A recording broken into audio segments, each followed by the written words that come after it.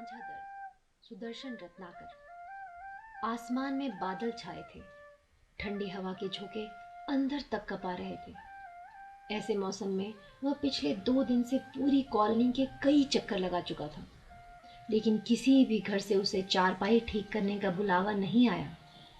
1-2 घरों में तो उसने साहस करके दरवाज़ा खटखटा कर भी पूछ लिया था, लेकिन हर बार उत्तर मिलता, नहीं भैया, कोई काम नहीं है, चारपाई ही नहीं है तो ठीक क्या करवाएंगे।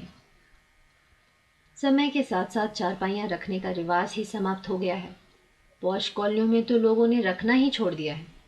मध्यम वर्ग के लोग एकाध चारपाई रख लेते हैं, कभी कभार उसे काम मिल जाता है। फिर वह अकेला नहीं है, कई और लोग भी इस काम में लगे हैं। काम न मिलने का अभिप्राय हुआ भूखे पेट सोना। बंधी बंधाई आमदनी तो है नहीं जो काम ना मिलने पर उसका गुजारा हो जाए। पहले जवान था, काम खूब मिलता था। फिर सूत की चारपाइयों का रिवाज खत्म हो गया। स्टील की, नायलन की, निवार की चारपाइयों का चलन शुरू हो गया। काम कम होता गया। बाद में उसने नायलन की निवार का काम सीख लिया। बरसों बीत गए। बूढ़ी हड्डियों में उतना दम भी नहीं है। टूटी साइकिल पर वह बार बार उन्हीं गलियों में चक्कर लगाता रहता है। कभी काम मिल जाता है, कभी नहीं। वह गंदे नाले के पार की बस्ती में आ गया। आवाज लगा ही रहा था कि उसे एक झोपड़ी के बाहर जंग लगी स्टील की चारपाई दिखी। उसकी बाँछें खिल गई। जिसकी चारपाई है शायद वह ठीक करवा ही ले। यही सोचकर वह वहां पहुंच गया। झोपड़ी में झांक कर देखा, कोई सो रहा था। उसने आवाज लगाई, क्यों भाई, चारपाई ठीक करवाओगे? आवाज सुनकर वह व्यक्ति फटा कंबल हटाकर हड़बड़ा कर उठ बैठा। बोला, ठीक तो करवानी है, कितने पैसे लोगे? उसने चारपाई देखकर बताया, 40 रुपये लगेंगे। व्यक्ति का चेहरा उतर गया। नहीं भाई, इतने पैसे नहीं हैं, रहने दो। कुछ कम कर दूंगा, ठीक तो करवा लो, वह बोला। पैसे होते तो नई चारपाई ही ले लेता। सर्दी में जमीन पर सोने से ठंड लगती है। मजदूरी करने गया था, वहीं चारपाई देखकर मालिक से मांग ली थी। कई दिन हो गए हैं, इतने पैसे ही नहीं हैं कि ठीक करवा लूं। सीलन भरी जमीन पर सोने से सर्दी हड्डियों तक घुस जाती है। अभी रहने दो भैया, फिर ठीक करवा लूंगा, कहकर वह कंबल मुंह पर डालकर लेट गया। वह वहीं बैठा रहा। थोड़ी देर में उस व्यक्ति को जोर की खांसी उठी। वह उठकर बैठ गया। देखा, वह वहीं बैठा है। भाई, क्यों बैठे हो? मैं तो चारपाई ठीक ना करवा पाऊंगा। अब तो सर्दी ऐसे ही बीत जाएगी। कौन सी नई बात है, जिंदगी ऐसे ही निकल गई है, बाकी भी बीत जाएगी। वह खांसता हुआ फिर वैसे ही लेट गया। उसने चारपाई खोली, कपड़े से साफ की, जहां जहां से निवार टूटी थी ठीक की, जहां नई की जरूरत थी वह भी लगा दी। चारपाई ठीक करके उसने अंदर रख दी थी। भूख के मारे उसके पेट में कुलबुलाहट हो रही थी, पर चेहरे पर गहरा संतोष था। वह चारपाई ठीक करवा लो, ये आवाज लगाता हुआ आगे बढ़ गया।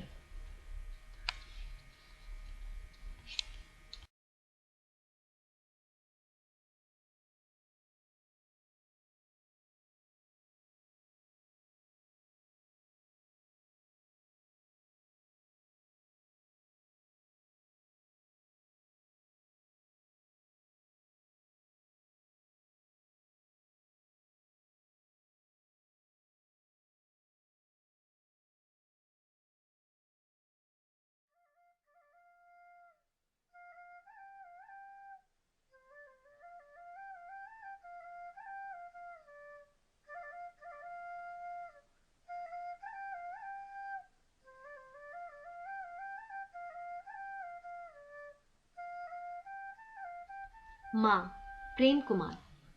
माँ को अलग कर देने के संबंध में मान से अभिजीत से रोज ही कुछ ना कुछ कहती रहती। वो भला आज कैसे चुप रहती? आज तो उसने अभिजीत से साफ साफ कह दिया, देखो अभी, अगर तुम इसी तरह कान मूंदे बैठे रहे तो मैं यह घर छोड़कर चली जाऊंगी। फिर तुम रहना अपनी माँ के साथ मजे से। अभिजीत ने हमेशा की तरह मानसी को एक कान से सुना और दूसरे कान से निकाल दिया और ऑफिस जाने को तैयार होने लगा। शाम को अभिजीत ऑफिस से लौटा तो मानसी घर पर नहीं मिली। बच्चों ने बताया, मम्मी नानी के घर गई है। मानसी का मायका नजदीक ही दूसरे शहर में था, पर अभिजीत को चिंता होने लगी। मानसी अचानक मायके क्यों चली गई? उसने उसे ऑफिस में फोन तक नहीं किया। जरूर कोई बात है। अभिजीत मायके फोन करने के इरादे से टेबल पर रखे फोन की तरफ लपका।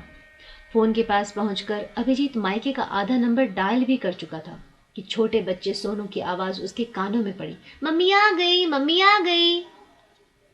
अभिजीत की उंगलियां रुक गईं। उसने रिसीवर कान में लगाए हुए ही पीछे देखा। सचमुच ही मानसी आ पहुंची थी।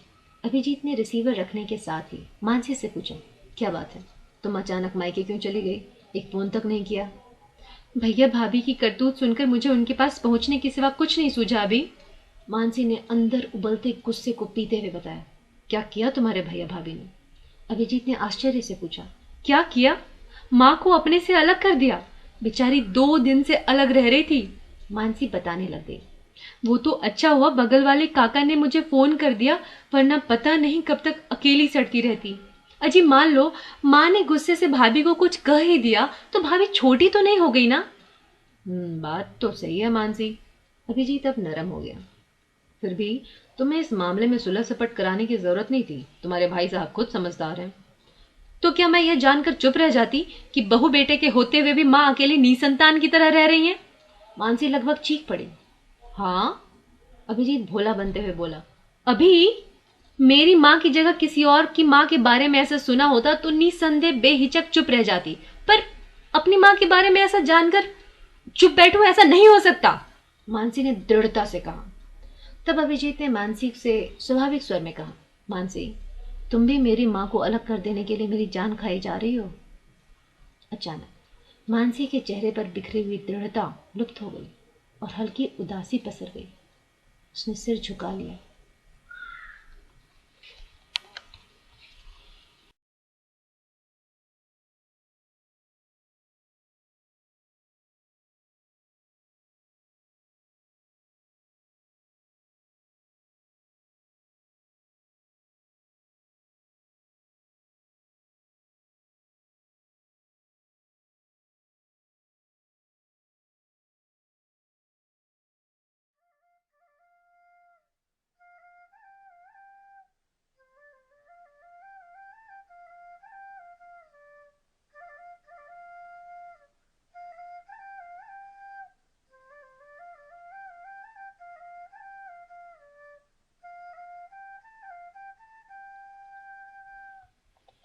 कश्मकश, हरदीप बोहा। आए तो सुरजीत के पास गांव के कई गणमान्य व्यक्ति थे, परंतु उसे उनकी राय बेतुकी लगी थी। स्कूल, धर्मशाला, डिस्पेंसरी व गुरुद्वारा, ये सब तो पहले से ही गांव में थे, 2-2। अगर नहीं था तो दलित संतू के शहीद बेटे बलवीर का स्मारक। इसलिए ही सुरजीत को अपने बाड़े में पशुओं को चारा डाल रहे संतू को देखकर उसके बेटे बीरे की याद ताजा हो गई थी। बीरा, जो कभी उसका दोस्त था। गांव के स्कूल में वे 10वीं कक्षा तक साथ पढ़े थे। समय के चक्कर ने उसे तो 7 समंदर पार पहुंचा दिया और बीरा फौज में भर्ती हो गया। 2 साल बाद ही वह कारगिल की लड़ाई में शहीद हो गया। संतू में सुरजीत को अपना अक्स भी दिखाई दे रहा था। अंतर केवल इतना था कि वह किसी गोरे के खेत में और संतू उनके यहाँ। 2-3 घंटों की कशमकश के पश्चात सुरजीत ने बलबीर का स्मारक बनवाने का निर्णय कर लिया था, लेकिन अपने इस निर्णय के कारण उसे अपने घर में विरोध का सामना करना पड़ा था। देख सुरजीत, मैं कहता हूं एक बार फिर सोच ले। यह छोटी जात पहले ही नहीं मानते, बड़े भाई प्रीतम सिंह ने कहा था। जीत, यह क्या गजब ढा रहा है। देखना, पहले गांव में तेरे बाप की बातें होती थी, अब जब से यह संतू का लड़का मरा है, लोग तेरे बाप के अंतिम संस्कार को भूल गए। देखना। माँ ने भी अपने भीतर की बात बाहर निकालते हुए कहा। उमा, बाबू की बात और थी। माँ की बात सुनकर सुरजीत झुंझला गया था। क्यों? बापू की बात और कैसे हुई? तुझे नहीं याद, बापू के होते सारा गांव उनका पानी भरता था। बड़ा भाई प्रीतम सिंह मूंछों पर हाथ फेरते हुए बोला था। बड़े भाई, तुम समझते क्यों नहीं? बापू की मौत नशे के कारण हुई थी और बीरा देश के लिए मरा है। तुम ये भेदभाव यहाँ रखते हो और वहाँ वे साले अंग्रेज हमसे ऐसे ही कुत्ते खानी करते हैं। सुरजीत सच कहने से रह नहीं पाया। उसकी बात सुन प्रीतम व उसकी माँ की आंखें फैली की फैली रह गईं।